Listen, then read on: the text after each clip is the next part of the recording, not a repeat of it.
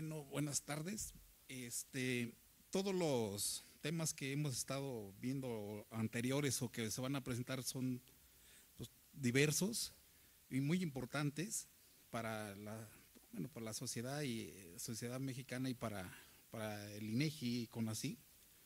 Y hoy vamos a presentar también un tema que no es, o que tiene tanta importancia también en lo que se refiere a la generación de estadísticas básicas a través de encuestas probabilísticas.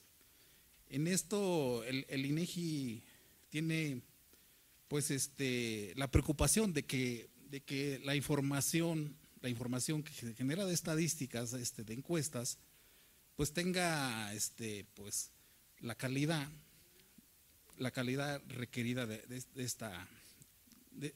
esas encuestas, ¿no? Este tema que se llama de los factores de ajuste en presencia de observaciones atípicas, es un tema totalmente importante. Nosotros tal vez veamos las encuestas y veamos un numerito por ahí y decimos, bueno, ese numerito sirve para estimar la población o para que nos diga cuánta población hay o cuánto del tema que sea, puede ser de empleo, puede ser de salud, puede ser de nutrición, puede ser de violencia, de muchas encuestas que realiza el INEGI o encuestas probabilísticas que también se hacen en el área de área económica.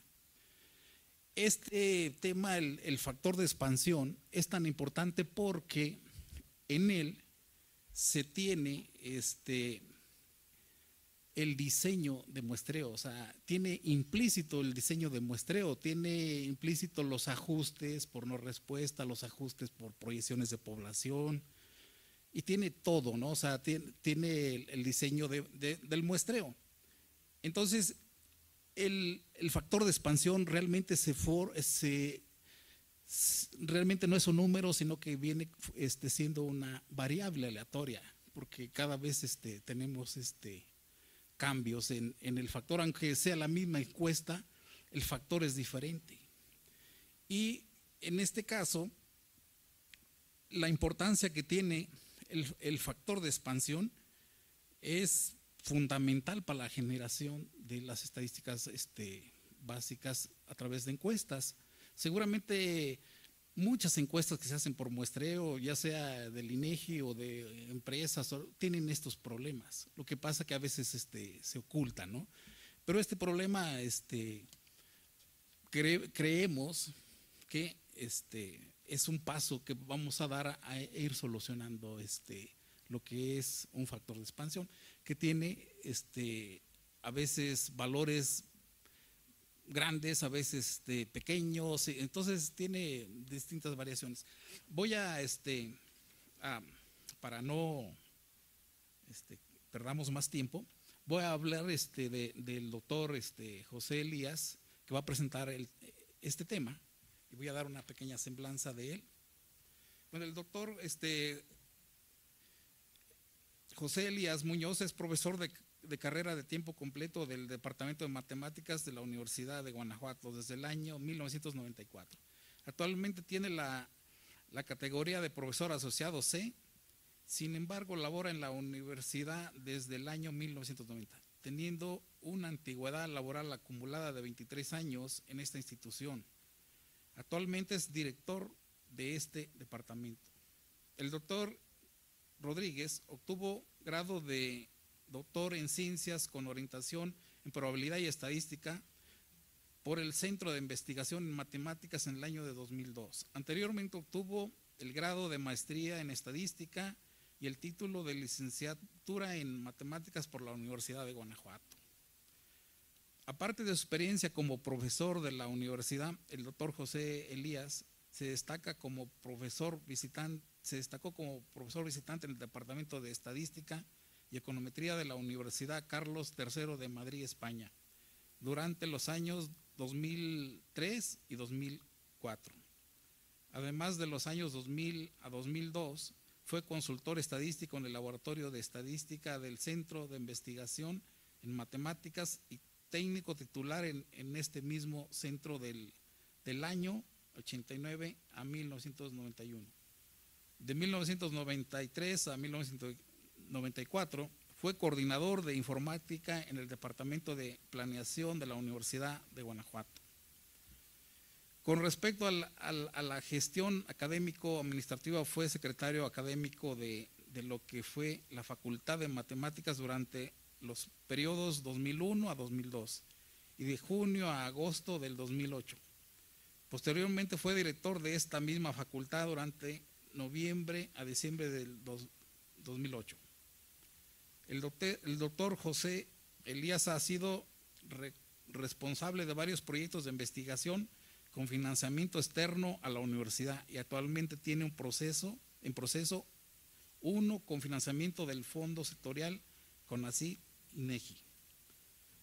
A lo largo de su vida profesional, el doctor José Elías se ha destacado en la consultoría. Sus últimos logros en este rubro son la estimación de la producción de aguacate Hass de exportación en el estado de Michoacán, la elaboración e implementación de un conjunto de pruebas estadísticas para un probador de números aleatorios, la elaboración del índice de prevención social del delito para la Secretaría de Seguridad Pública del estado de Guanajuato, la elaboración de un simulador de cargas de trabajo para la Procuraduría General de Justicia del estado de Guanajuato, la estimación de los asistentes a la Feria Nacional de San Marcos durante los años 2006 a 2013 y la estimación de agregados municipales utilizando información censal y muestral para el INEGI. Cabe destacar que el doctor José Elías ha dirigido una tesis de nivel doctorado, 6 tesis de maestría y 8 de licenciatura de diferentes instituciones académicas del país. Y bueno, hoy nos presenta el tema ajuste de los factores de expansión ante la presencia de observaciones atípicas. Muchas gracias. ¿Sí se escucha en este? Okay. Es que es raro, ¿verdad? Porque uno no escucha que se escucha. ¿Sí se escucha? Sí, me dice que se escucha. Okay. Miren, yo estoy muy acostumbrado a dar clases frente a un pizarrón, entonces me va a ser difícil mantenerme aquí en la silla mientras estoy explicando. Uno se acostumbra mucho a actuar lo que está uno exponiendo en clase, entonces imagínense exponiendo la forma de una integral o qué significa un promedio, algo así. Entonces, si ven que en algún momento me paro porque me emociono para mostrarles cierta ecuación sobre la pantalla y nunca van a ver qué les estoy mostrando, sí, es por esa manía. Muy bien. Como toda presentación, pues, tiene una lógica, una secuencia, y ya cuando llegué aquí me arrepentí de la secuencia, entonces la voy a cambiar. A ver a qué horas llego, a dónde quiero empezar, déjenme ver. Muy bien. Esta metodología no está pensada para una encuesta en particular, es una metodología general, pero bien se debe demostrar su eficacia aplicada a ciertas encuestas que realiza el INEGI. Entonces, por una oportunidad reciente, por contacto con la gente que realiza o analiza o utiliza la encuesta en bípede, es que presento este ejemplo. Originalmente está pensado para aplicarse también a la encuesta nacional de ingresos y gastos, pero bueno, presento este ejemplo porque es solamente una oportunidad que tuve. Dentro de esta encuesta, voy a suponer que más o menos todos saben de qué se trata, y uno de los objetivos es estimar la incidencia delictiva. Voy a presentar aquí lo que se obtuvo en la 2011 para el estado de Yucatán. En esa ocasión, para este estado había una sola observación atípica, pero que contribuyó a la estimación en el 26%, o sea, el 26% de esa unidad, ¿sí? Más bien, esa unidad contribuye 26% a la estimación del total de lo que se quiere estimar, ¿ok? Es muchísimo, ¿sí? estábamos hablando que, si bien recuerdo, había en ese estado 2,000 y tantas unidades. Entonces, una sola está contribuyendo al 26% de la estimación de la cantidad que se requiere. ¿Okay? La estimación original de incidencia delictiva fue de 40.448 delitos por cada 100,000 habitantes. Si bien me acuerdo, esa es la forma como se lee, ¿verdad? Aplicando la presente metodología, esto es, tratando de disminuir el efecto de esa observación atípica, se obtiene que la estimación se reduce a 32.011 delitos por cada 100,000 habitantes. ¿Okay? Si esto se hubiera hecho en su momento, el gobernador de Yucatán yo creo que hubiera quedado mucho más contento de lo que quedó en esa ocasión. Pero ¿por qué presento esto? ¿Será que si yo reduzco la estimación original, o sea, sin corregir, aquí vamos a presentar un estimado corregido, si yo reduzco la información, reduzco la estimación por esta corrección, ¿quiere decir que estoy haciendo las cosas mejor o no? Okay. Si bien el objetivo es disminuir el impacto, ¿sí? Quiere decir que si lo disminuye estoy bien, ¿sí? O siempre debiera disminuir o no. ¿Ok? Bueno, entonces con esa mentalidad hay que tratar de ver cómo se evalúan técnicas de este estilo. Para poder evaluar técnicas de este estilo, si lo hiciera desde el punto de vista de las matemáticas, ¿sí? Mis alumnos siempre yo doy clases preferentemente de probabilidad estadística en la licenciatura en matemáticas que existe en la Universidad de Guanajuato. Comentario aparte, es una licenciatura muy competitiva, muy elitista. Se les da una formación básica muy fuerte a los estudiantes en matemáticas. Entonces ellos siempre me discuten, ¿a poco sí la estadística es parte de las matemáticas? Y nada más tiene que ver por cómo se tratan los problemas, ¿no? En matemáticas la forma es una forma deductiva, va de lo general a lo particular. ¿Okay?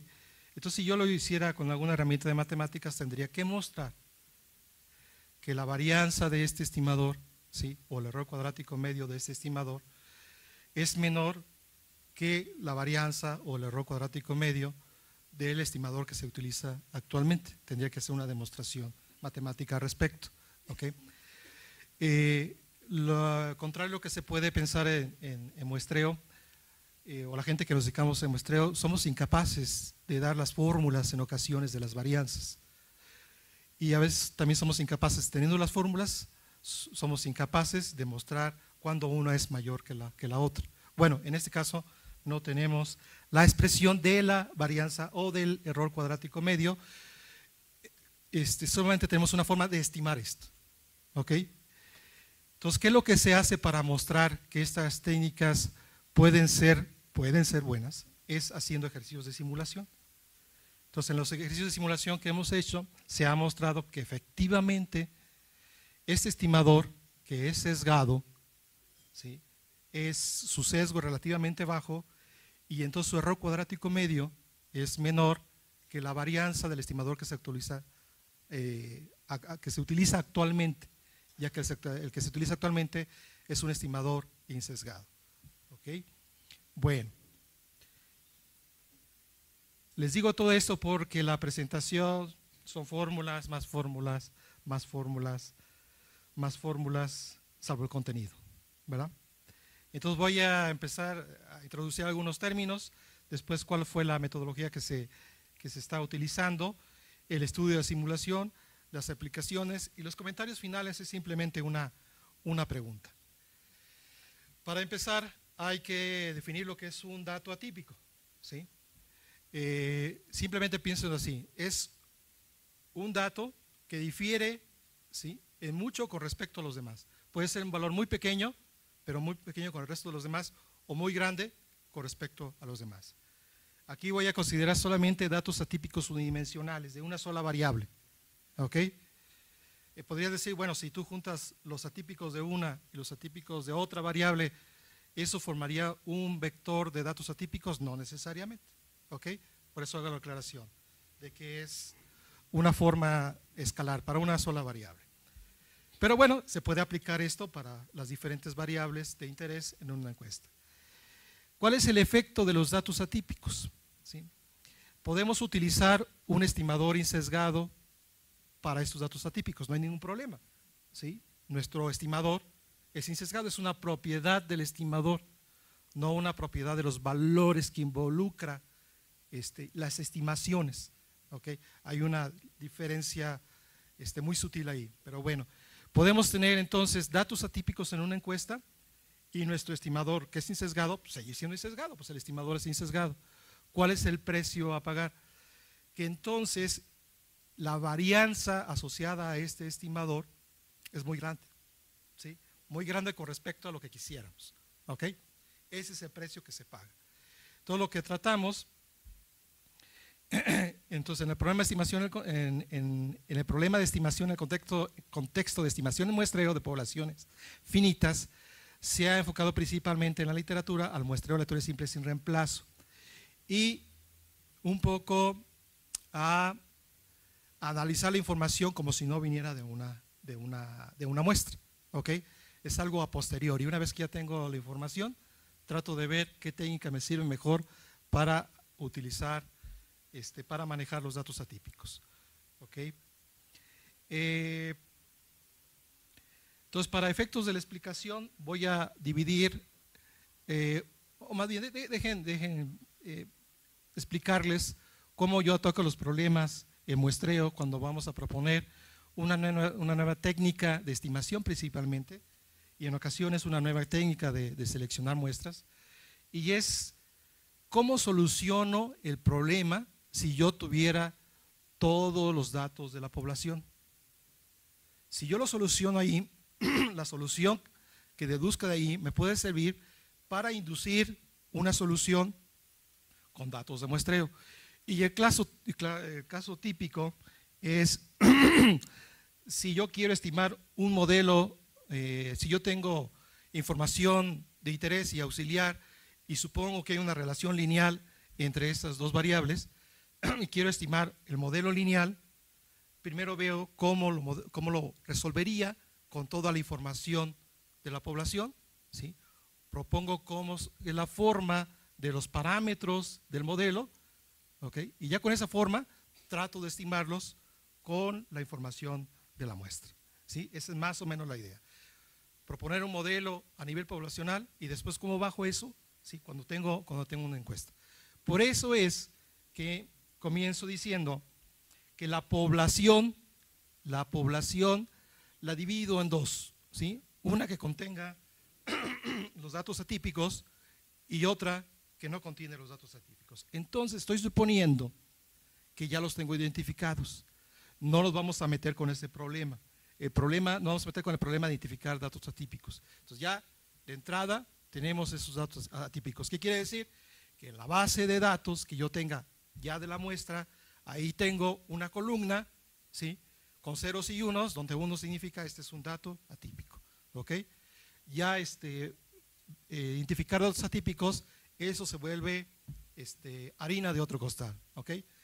Entonces tengo la población dividida en individuos que tienen valores atípicos y valores no atípicos. Nada más aquí la población U1 son los no atípicos y la población U2 son los datos de los individuos que tienen los datos atípicos. Para eso también tengo que recordar la formulita que ahí aparece en pequeño, no sé si se casi visualizar, al menos yo aquí en la pantalla la veo más pequeña que lo demás. La fórmula 1 no es otra cosa que la varianza poblacional. ¿Okay?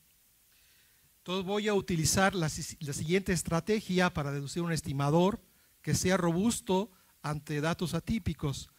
Lo que voy a hacer, bueno, nada más un poco más de notación, es el total poblacional, simplemente la suma de los valores de la característica de interés, y este total poblacional, como aparece ya en la fórmula 3, la puedo dividir como la suma dentro de la población que no tiene datos atípicos y la población de los cuales sí tienen datos atípicos. ¿Okay? El estimador, o casi el estimador que utiliza los Institutos Nacionales de Estadística como el INEGI, son inspirados en este estimador que se llama estimador de Horvitz-Thompson, ¿sí? No es exactamente ese, porque los factores de expansión no son simplemente el inverso de la probabilidad de inclusión, de la probabilidad de que el individuo esté en la muestra, sino los factores de expansión son eso por otra serie de factores, ¿sí? Que involucran la actualización del marco muestral, la no respuesta, X, Y, Z, involucran otras cosas, ¿ok? Esos factores de expansión. Pero en su forma son muy parecidos a los que están allí en la fórmula 4, ¿ok? Ok. Como acostumbro tratar de tener algo de formalidad, nada más ahí, esa variable que ven ahí como S es simplemente la que nos indica si el individuo está o no está en la muestra. Esto resulta ser la variable aleatoria involucrada en estimadores, ¿sí?, de este estilo, y también para muestreo sin reemplazo. Para muestreo con reemplazo, esta variable pues será 0 si no está, 1, 2, 3 o 4, dependiendo del número de veces que la unidad correspondiente esté en la muestra, ¿ok? Y lo que voy a hacer, esta variable indicadora, la voy a partir, voy a formar dos, simplemente es una copia de la misma, pero si está o no está en la población que contiene en la población de los individuos, ¿sí?, que tienen datos atípicos, ¿sí?, que es la expresión que aparece allí en la fórmula 5. Bueno, el punto de partida de la metodología de la presente propuesta es corregir la varianza poblacional, la que está anteriormente. No vamos a analizar directamente esta, sino una corrección, de tal forma que disminuya la influencia de los valores atípicos en la varianza poblacional. Una forma de hacerlo anterior es definir precisamente esa varianza corregida. Aquí me faltaría una forma de apuntar, no sé si tenga una forma de apuntar en la pantalla, no, ¿verdad? Ok, ese va a ser el problema. No, ¿sabes qué? He esperado para que pudiera en todas las pantallas aparecer, ¿sí?, lo que estoy señalando aquí con el dedo, ¿sí? Pero si observas, son dos términos, ¿sí? Y un término representa a la población de datos que no son atípicos, a los individuos que no tienen datos atípicos, y el otro término simplemente es la subpoblación que contiene los individuos con esos datos atípicos. Pero restringido a que no altero el total, ¿sí? Eso es muy importante, no alterar el total poblacional, porque es lo que quiero estimar, ¿sí? Si no estaría estimando otra cosa, ¿quién sabe qué estaría estimando? ¿Verdad? Por eso es importante restringirlo a que esta corrección no altere el total poblacional. Entonces lo importante ahí es encontrar lambda básicamente, después hay una función de lambda que aparece ahí, pero encontrar lambda básicamente que minimice esa varianza poblacional con esa restricción que tengo allí, que el total así calculado siga siendo el mismo número que si no corrigiera, ¿ok? Entonces es un problema de optimización con una restricción. La función G sub lambda aparece por la restricción, la función de lambda que aparece ahí, ¿sí?, es simplemente, involucra otra constante que es delta, 1 menos lambda más 1, ¿ok? Donde delta es simplemente el cociente, ¿sí?, de la suma de valores atípicos entre la suma de valores, dejen de llamarlos concordantes, ¿sí?, para no decir no atípicos, ¿ok? Bueno, si yo aplico la técnica que más conozco de optimización, ¿sí?, en principio no tengo restringido a lambda, ¿ok? Entonces simplemente derivo, igual a 0, ¿sí? Resuelvo la ecuación, compruebo que efectivamente es su mínimo y así encuentro el valor óptimo de lambda, ¿ok? Pues muy bien, eso es si tuviera toda la información de la población y así es como procedemos, ¿sí? O bueno, como algunos en muestreo procedemos con esta forma de proponer nuevos estimadores o nuevas formas de obtener muestras, primero observando qué pasaría con toda la información de la población y después lo que tenemos que hacer es cómo estimo esas cantidades con la información de la muestra, ¿sí? Entonces vean, ahí ese valor óptimo de lambda voy a tener que estimarlo. Ya no sería el óptimo, sino sería una estimación de ese óptimo, ¿ok? Pero afortunadamente me queda como el cociente, ¿sí?, de dos totales. Pero eso en muestreo, en los cursos de muestreo, la gente aprende a hacer cómo estimar eso. Son las primeras cosas que aprende a hacer. O bueno, al menos de los cursos que yo doy, son las primeras cosas que yo les enseño a mis alumnos. Cómo estimar totales. Y yo les digo, si ustedes saben cómo estimar totales, ya lo hicieron, ¿sí? Porque entonces ya pueden estimar un promedio, ¿sí? Cociente de dos totales, ¿sí? Una proporción es un promedio, ¿ok? Entonces la clave está en cómo estimar promedios, ¿ok? Bueno, lo que está después es simplemente una serie de restricciones para garantizar que ese parámetro lambda es menor que 1. ¿Por qué tiene que ser menor que 1? ¿Sí? Porque bien, lambda es el parámetro que aparece afectando a los valores atípicos. Entonces queremos reducir su efecto, ¿ok? Por eso es importante que ese coeficiente sea menor que 1, esté entre 0 y 1, ¿ok? Bueno, les decía, esta cantidad que aparece anteriormente como lambda óptimo, ya con información de una muestra, se estima como la primera ecuación que aparece ahí.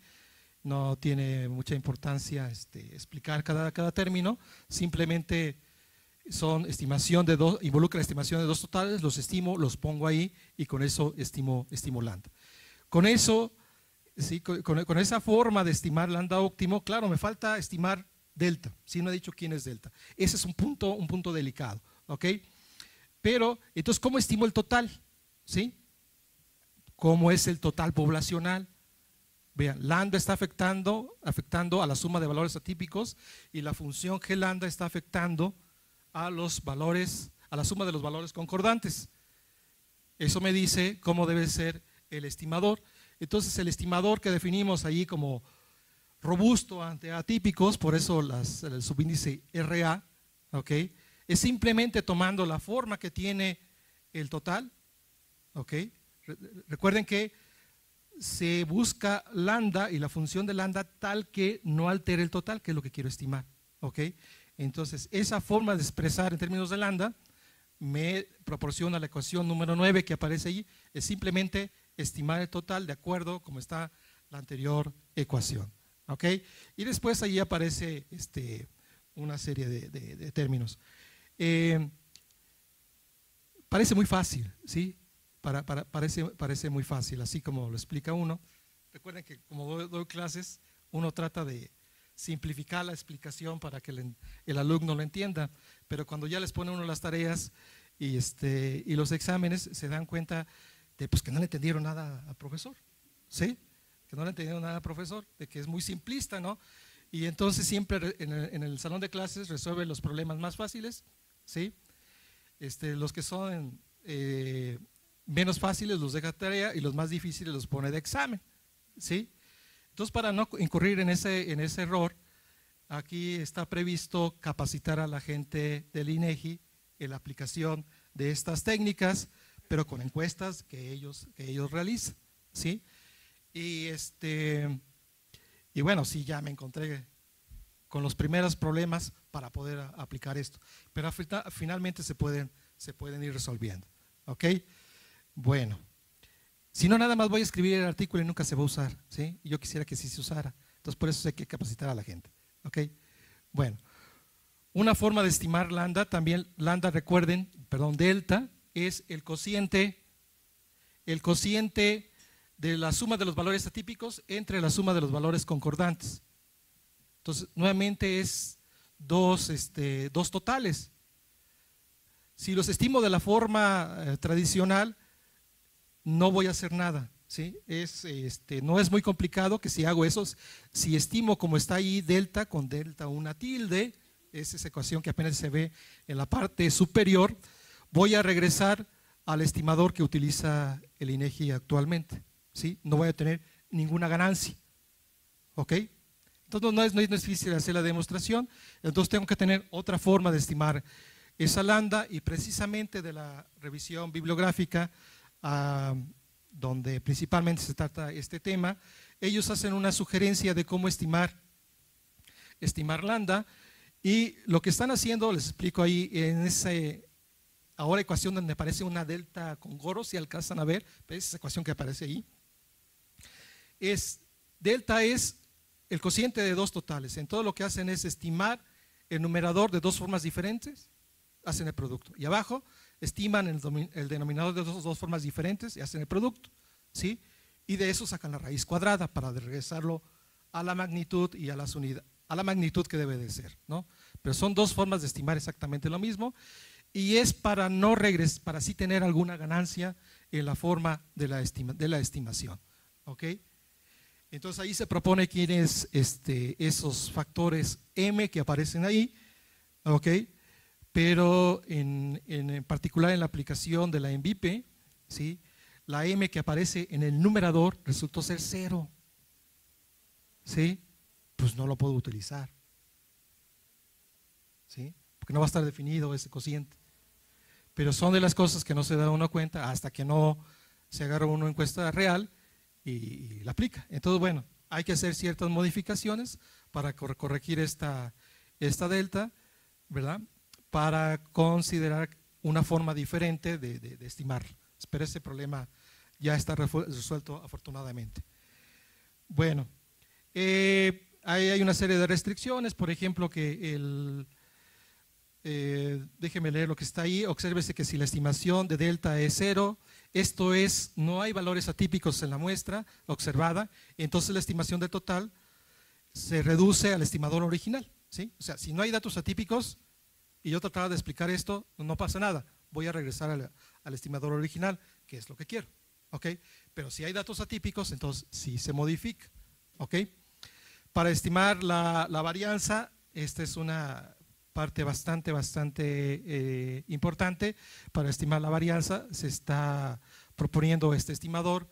Es ligeramente diferente a el estimador que se utiliza en los institutos nacionales de estadística, en especial en el INEGI. La forma como se estiman las varianzas viene según yo he seguido el rastro histórico de los estimadores, es una propuesta de una agencia de la ONU. Hay todo un documento de la ONU donde dice cómo hacer este tipo de cosas, cómo construir la muestra maestra, cómo hacer las encuestas periódicas, cómo estimar totales, cómo estimar varianzas. Entonces, esta es una modificación a ese estimador con la esperanza de que, ¿verdad?, de que este estimador de la varianza, ya no del total, sea mejor que el que están utilizando. O sea, aquí vamos a tener una doble ganancia. Y si tenemos una mejor estimación de la varianza, que en este caso no sería estimador de la varianza, hay que decirlo, es un estimador del error cuadrático medio, porque el estimador que estamos utilizando es un estimador sesgado. Entonces, cuando se presente, ¿sí?, cuando se presente hay que tener cuidado, ¿sí?, porque hay ocasiones en que no es conveniente utilizar estimadores insesgados, ¿ok? Imagínense que ustedes están en la Cámara de Diputados, ¿sí?, y presentan un estimador sesgado a cierto partido, ¿ok? O sea, que la estimación se sesga hacia cierto partido, ¿sí? Pues no se los van a aceptar, ¿ok? Entonces ahí tienen que utilizar un estimador que es insesgado y que no haya un asesor de los diputados que sí sepa de estadística y les descubra que no es insesgado, porque entonces ya los agarraron en la movida, ¿ok? Entonces hay que tomar en cuenta que este estimador es sesgado, ¿sí? El ejercicio de simulación que hemos hecho muestra que el sesgo, si hay sesgo, ¿verdad?, pero es relativamente pequeño, ¿ok? Entonces hay que tener cuidado cuando se presenta, ¿sí?, que es un estimador sesgado. Muy bien. También doy actualmente clases de muestreo en la maestría de análisis estadístico del INEGI. Yo al principio les di a leer a mis alumnos el documento de la ONU, ¿verdad?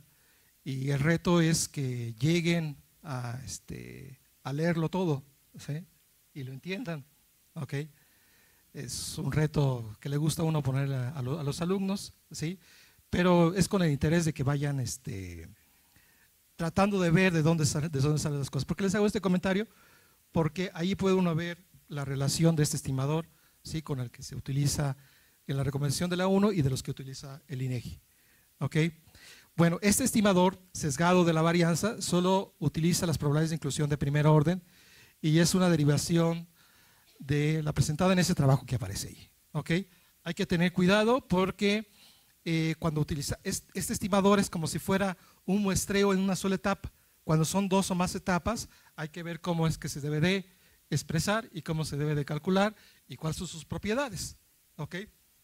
Pero es algo que se puede hacer. Y para las encuestas que lo vamos a aplicar, son encuestas que se realizan en más de una etapa. ¿Sí? A ver si pongo un reto aquí al público. Si me explica qué diseño de muestreo utiliza la ENVIPE o la ENIC, o bueno, es cualquiera de esas dos. ¿Sí? Es una tarea que yo les he dejado a mis alumnos. Okay. Por último, cabe mencionar que si el diseño de muestreo es estratificado, entonces, esto es bien importante, el estimador que estamos proponiendo y el respectivo estimador de la varianza se aplica por separado en cada estrato, ¿sí? Porque los estratos son como si fueran poblaciones por separado, son subpoblaciones de lo que nos interesa, ¿sí?, pero se analizan por separado. ¿Ok? En cada estrato. Por otro lado, si el diseño de muestreo es en dos o más etapas, esto es también importante, el estimador se aplica únicamente a las unidades de la última etapa de muestreo y para las etapas anteriores se utiliza estimadores que no necesariamente consideran valores atípicos, ¿sí? La forma de estimar, más no la forma de calcular el parámetro lambda y delta, ¿sí? El parámetro lambda y delta, ahí se utiliza toda la información de la muestra, independientemente de qué etapa de muestreo estemos considerando. ¿Ok? Pero ya para la estimación, ¿sí?, si yo quiero estimar, por ejemplo, si fueran dos etapas, si quiero estimar lo que pasa en una unidad primaria de muestreo, ahí se estima utilizando este estimador robusto, ¿sí? Y ya hacia arriba se estima de la forma normal. ¿Ok? Bueno. En el estudio de simulación, repito, tendríamos que ser capaces de mostrar que este estimador es mejor en términos del error cuadrático medio. ¿Ok? No tenemos la expresión para cualquier diseño, ¿verdad?, de ese error cuadrático medio. Entonces, por eso tenemos que restringirnos a estudios de simulación.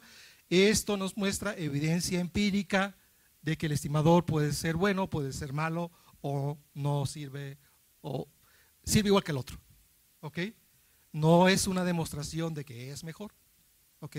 Aclaro eso. Entonces, la población que utilizamos, que se generó artificialmente, son 3 estratos. Los valores atípicos solamente se generaron para 2 estratos, ¿sí? En cada estrato de la población se agrupa en unidades primarias de muestreo y existe también una medida de tamaño para cada unidad primaria de muestreo para poder utilizar un muestreo con probabilidades desiguales en la primera etapa, un poco para asimilar lo que hace el INEGI en sus encuestas reales. Y los elementos de la población son los que constituyen las unidades secundarias de muestreo. Entonces nada más tenemos unidades primarias secundarias. Eso nos va a llevar a utilizar un muestreo en 2 etapas. No es tan complejo, en verdad el que utiliza el INEGI es bastante complejo, ¿sí? Por eso el reto, ¿no?, de a ver si me podrían decir qué diseño utiliza, porque es bastante complejo el diseño de muestreo que utiliza el INEGI, mucho más complejo que lo que está aquí. El diseño de muestreo considera lo siguiente: se considera un tamaño de muestra para que el estimador de Horvitz-Thompson, o sea, el que utiliza normalmente, o el que es muy similar al que utiliza el INEGI, tenga un error relativo de estimación del 5%. ¿Ok? ¿Y cómo se hace eso? Pues un poco a prueba y ensayo, ¿sí? Hasta que tenemos el tamaño de muestra que queremos. Recuerden que aquí va a ser un muestreo en 2 etapas, entonces hay que jugar en cuántas unidades primarias seleccionamos en la primera y después cuántas seleccionamos en la segunda. ¿Ok? Entonces lo que hicimos en la segunda etapa fue, independientemente de la unidad primaria de muestreo, seleccionar un tamaño de muestra fijo, ¿verdad? Un poco también para asimilar a lo que hace el INEGI. En cada estrato, un diseño de muestra en 2 etapas. En la primera, con unas probabilidades desiguales, lo que tradicionalmente van a ver en la literatura como diseños con probabilidades proporcionales al tamaño. ¿Ok? Y en la segunda, un muestreo aleatorio simple sin reemplazo. No valía la pena hacer una mayor complejidad. Los estimadores que se utilizaron fue como utiliza actualmente el INEGI, y el estimador propuesto. ¿Y qué es lo que esperamos entonces encontrar, comparar? Básicamente, lo que estamos buscando es que el error cuadrático medio del nuevo estimador sea menor que la varianza, ¿sí?, del estimador que se está utilizando. Eso es lo que se está buscando. Se encuentran otras cosas, pero les muestro lo siguiente. Lo que se acostumbra a hacer no es nada más el error cuadrático medio, sino el error cuadrático medio relativo, o sea, relativo a lo que se está estimando, y la raíz cuadrada de eso. ¿Sí? ¿Para qué? Para poder interpretarlo como un porcentaje. ¿Ok? Entonces, lo primero que se compara es la raíz cuadrada del error cuadrático medio relativo del estimador que estamos proponiendo. Es aproximadamente 10% menor que el correspondiente, ¿sí?, al estimador de Hall-Vinson, al que no utiliza la corrección. Entonces, el corregido, sí, experimentalmente se está obteniendo que tiene un menor error cuadrático medio. ¿Ok? No. Bueno, ok. Pero ya no se ve, ¿verdad? No, mira, pero sí podía apuntar. Sí alcanzan a ver sí podía apuntar. ¿Ok?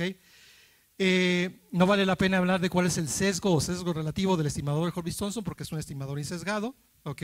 Entonces, si calculáramos el sesgo, es casi cero para esos valores simulados. Lo que vale la pena hablar es del nuevo estimador. ¿Ok?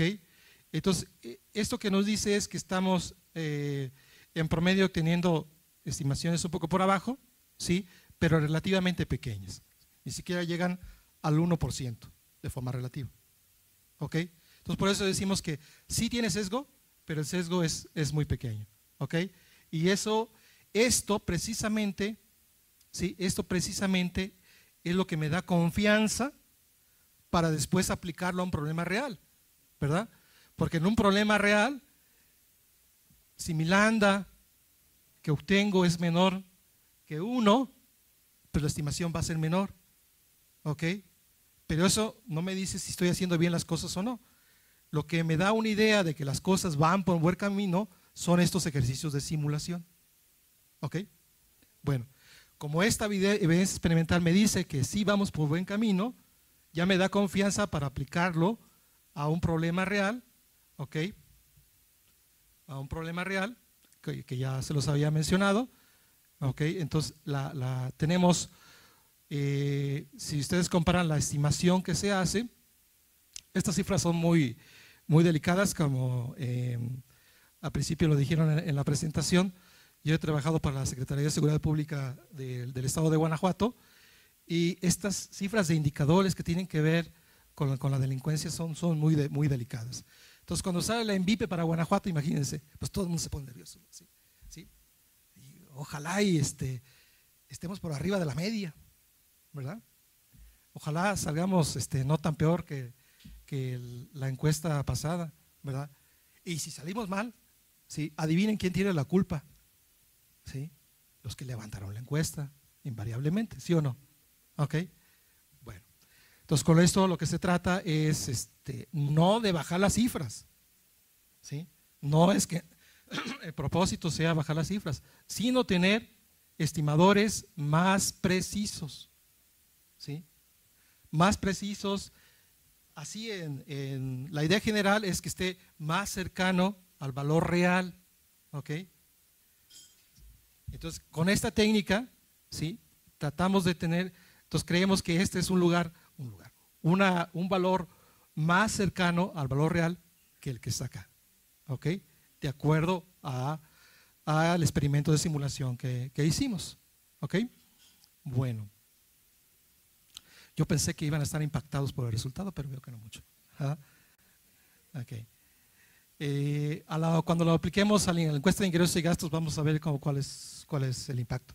Ahora, esto es efecto, déjeme, ya no lo puse aquí, ¿verdad?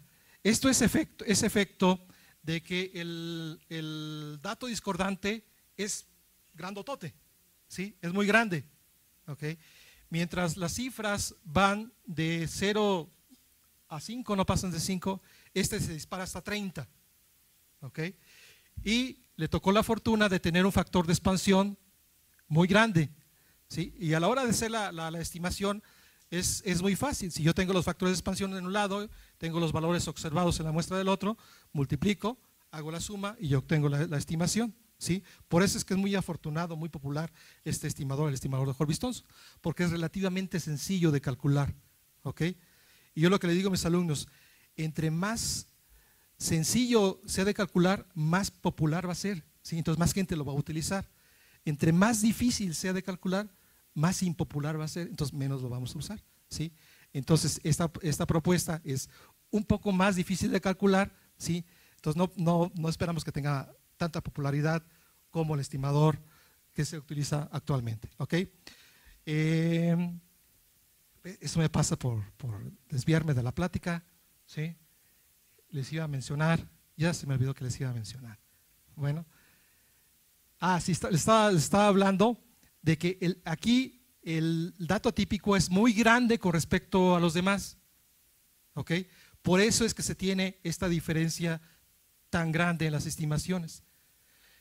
Conforme se vaya disminuyendo la distancia entre el atípico y los que no son, ¿sí? Piensen en alguna forma de medir esa distancia, entonces la diferencia en los estimadores va a ser menor, ¿sí? Pues como la intuición nos diría, ¿no? ¿Ok? Entonces podemos tener varios valores atípicos, pero no muy grandes o muy pequeños con respecto a los demás, no se va a ver mucho la diferencia, ¿verdad? Entonces la ganancia, bueno, la diferencia, se va a ver una diferencia significativa cuando los datos atípicos sean muy, dejen decirlo así, muy discordantes, ¿sí? Con el resto de los demás, ¿ok? Bueno,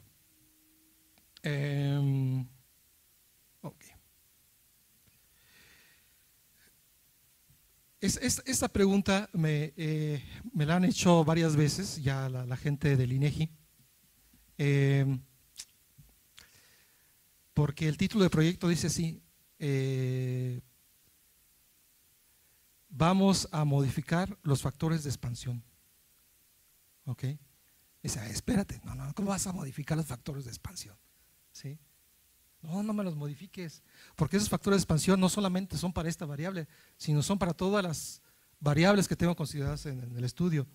Entonces, esa que los modificas, ¿los vamos a aplicar así modificados para todos los demás? ¿Sí? Y la respuesta es no. La modificación se hace por separado, ¿sí? La modificación que se haga para esta variable, ¿sí? No se aplica para el resto de las demás. Si bien sí estamos modificando los factores de expansión, pero véanlo en la estimación, ¿sí? Los factores de expansión para este grupo se van a modificar por este término, y los factores de expansión de este otro grupo se van a modificar por este otro término, pero para esa variable, ¿verdad? Si me pones otra variable que tenga datos atípicos, ¿verdad? Bueno, que no tenga datos atípicos, no tengo que hacer nada, estimo como debería estimar, y con los factores de expansión que se tienen ya en las bases de datos del INEGI, ¿ok? Si me das otra variable que sí tenga datos atípicos, tendría que hacer, ¿sí?, el análisis por separado para esa variable, y posiblemente los términos que tenga aquí sean diferentes, ¿ok? ¿Por qué? Porque estoy estimando dos totales diferentes, y además la variabilidad poblacional asociada a cada variable pues va a ser diferente, ¿ok? Entonces no tengo por qué utilizar el mismo estimador, ¿ok? No creen que había pensado esa explicación, se me acaba de ocurrir, ¿ok? Es que hay que, a la gente que lo va a utilizar hay que tratar de convencerlos, porque se hace como lo estoy diciendo, ¿ok? Entonces hay que buscar las palabras adecuadas, ¿sí?, para poder convencer a la gente de que efectivamente conviene hacerlo de esta forma. Otra cosa es explicarlo a los medios de comunicación, ¿sí? Explicar que en lugar de utilizar un estimador que es insesgado, ahora vamos a utilizar un estimador sesgado, ¿sí? Eso es harina de otro costal, ¿sí?